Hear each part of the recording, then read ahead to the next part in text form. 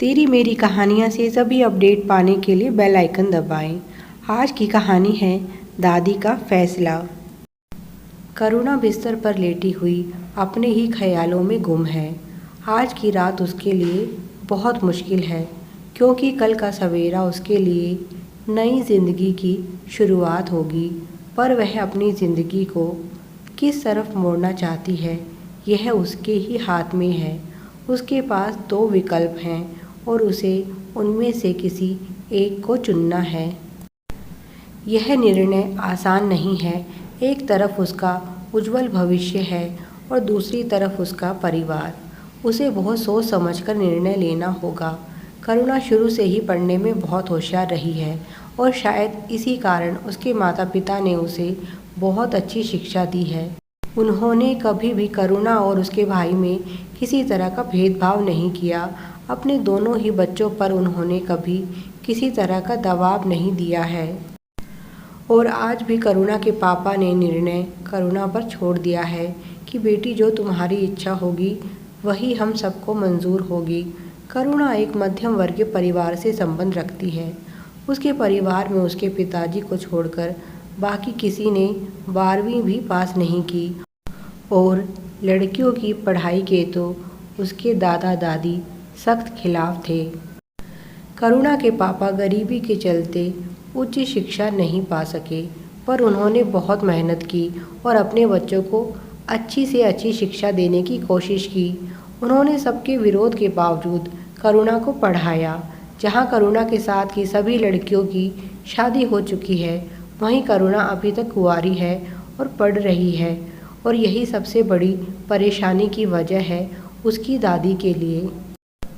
उसकी दादी को लगता है कि करुणा की शादी की उम्र निकलती जा रही है, इसीलिए उन्होंने करुणा की शादी की जिद पकड़ ली है। अब की बार करुणा के पापा भी दादी की बात से सहमत हैं। उन्होंने करुणा के लिए बहुत ही अच्छा लड़का देखा है। लड़का सरकारी नौकरी करता है, अच्छा खानदान है। वे भी चाहते हैं कि करुणा अब शादी कर ले, पर करुणा की अभी शादी करने की इच्छा नहीं है। करुणा ने 3 जगह पर पीएचडी के लिए अप्लाई किया था और उसे तीनों ही जगह पर चुन लिया गया है। वह आगे पढ़ना चाहती है।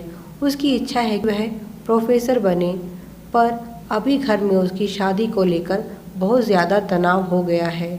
करुणा के माता पिता का कहना है कि पढ़ाई तो वह शादी के बाद भी जारी रख सकती है, क्योंकि उन्होंने लड़के वालों से इस बारे में बात कर ली है। आज करुणा ने भी निखिल, वही लड़का जिसे करुणा के मम्मी पापा ने पसंद किया है, से बात की है। पहले तो उसे वह बहुत सुलझे हुए विचारों का लगा, पर जब करुणा ने अपनी पढ़ाई की बात रखी तो निखिल ने कहा, करुणा, हमारे यहाँ लड़कियाँ नौकरी नहीं करती और तुम तो घर की बहू हो, फिर तुम पढ़ लिख कर क्या करोगी? मैं तो नौकरी कर ही रहा हूँ। हम बस यही चाहते हैं कि तुम आकर अपना घर संभालो। करुणा को यह बात बिल्कुल अच्छी नहीं लगी। उसने साफ साफ उस लड़के से बोल दिया, मैं शादी के बाद भी पढ़ना चाहती हूँ और नौकरी करना चाहती हूँ। तब निखिल ने भी साफ साफ बोल दिया, मैं नहीं जानता हमारे माता पिता के बीच क्या बातचीत हुई है, पर मैं इतना ज़रूर जानता हूँ कि शादी के बाद तुम्हें कभी भी पढ़ने की इजाज़त नहीं मिलने वाली। बाकी तुम खुद समझदार हो, सोच समझकर फैसला करो। करुणा ने अपना फैसला सुना दिया कि वह शादी नहीं करेगी और वह पढ़ने के लिए जा रही है। बस तभी से उसकी दादी ने खाना पीना छोड़ दिया है और करुणा से बात करनी भी बंद कर दी है। अब की बार उसके माता पिता भी उसके साथ नहीं हैं। वह बहुत अकेली पड़ गई है, पर वह जानती है कि वह सही कर रही है। रात बहुत हो चुकी थी। करुणा को नींद नहीं आ रही थी। उसे समझ नहीं आ रहा था कि उसके घर वाले उसकी बात समझ क्यों नहीं पा रहे हैं। करुणा अपनी दादी के कमरे में पहुंच गई। दादी भी जाग रही थी, शायद उन्हें भी नींद नहीं आ रही थी। करुणा को देखते ही उन्होंने मुंह फेर लिया। करुणा मुस्कुराई और जाकर दादी से लिपट गई। करुणा बोली, दादी, कैसी जिद पकड़ ली है तुमने? क्या तुम्हें मुझसे प्यारी जिद है? ठीक है, अगर तुम यही चाहती हो तो यही सही, मैं शादी करने के लिए तैयार हूँ। पर एक बात याद रखना, यह शादी करने के बाद मैं कभी खुश नहीं रह पाऊँगी, क्योंकि मेरी खुशी कुछ और है। दादी बोली। तो फिर क्या तू कभी शादी नहीं करेगी? करुणा मुस्कुराई और बोली, दादी, मैंने कब कहा कि मैं शादी नहीं करूँगी? मैं तो बस इतना कह रही हूँ कि पहले पढ़ाई फिर शादी। दादी ने उसे उठाते हुए कहा, कितना पढ़ाई करेगी? तेरे साथ की सहेलियों के बाल बच्चे हो गए हैं, सब अपनी गृहस्थी में मस्त हैं, और एक तू है जो सारे दिन इन किताबों में उलझी रहती है। तेरी शादी देखने की इच्छा लेकर तेरे दादाजी तो चले गए, अब क्या तू चाहती है मैं भी चली जाऊं? करुणा बोली, नहीं दादी, मैं ऐसा नहीं चाहती। मैं बस यही चाहती हूँ कि जब भी मैं शादी करूँ तुम्हारा आशीर्वाद मुझे ज़रूर मिले। दादी बोली, मैं भी तो तेरी खुशी चाहती हूँ। करुणा बोली, दादी, अगर तुम सच में मेरी खुशी चाहती हो तो मान जाओ और मुझे आशीर्वाद देकर पढ़ने के लिए भेज दो।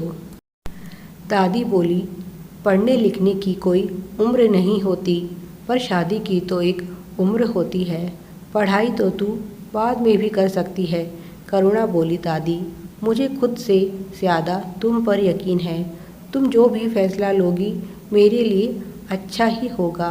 मैं यह जिम्मेदारी तुम पर छोड़ती हूँ। एक तरफ मेरी खुशियाँ हैं और दूसरी तरफ यह दुनियादारी। तुम्हें जो पसंद हो उसे चुन लेना। और करुणा दादी के कमरे से बाहर आ जाती है।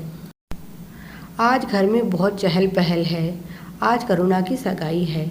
सब लोग तैयारियों में लगे हुए हैं और करुणा भी बुझे मन से तैयार हो चुकी है। उसका मुरझाया उदास चेहरा उसके मन की कहानी कह रहा है।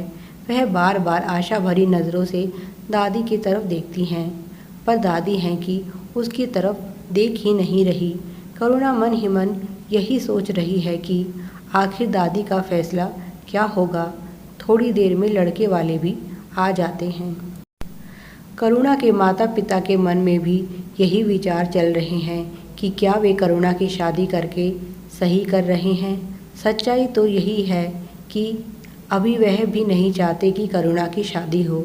वे भी यही चाहते हैं कि पहले करुणा पढ़ लिख कर अपने पैरों पर खड़ी हो जाए और आत्मनिर्भर हो जाए, पर माँ की ज़िद के आगे विवश हैं।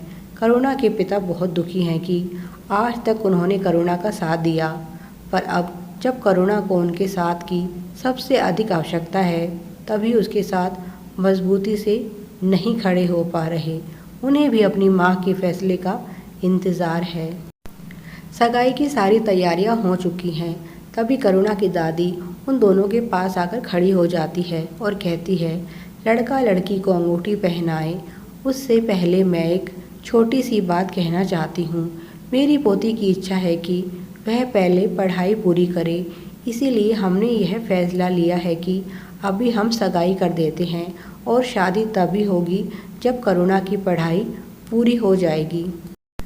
अगर आप मेरी बात से सहमत हैं तो यह सगाई होगी, नहीं तो यहाँ आने के लिए आप सभी का बहुत बहुत शुक्रिया।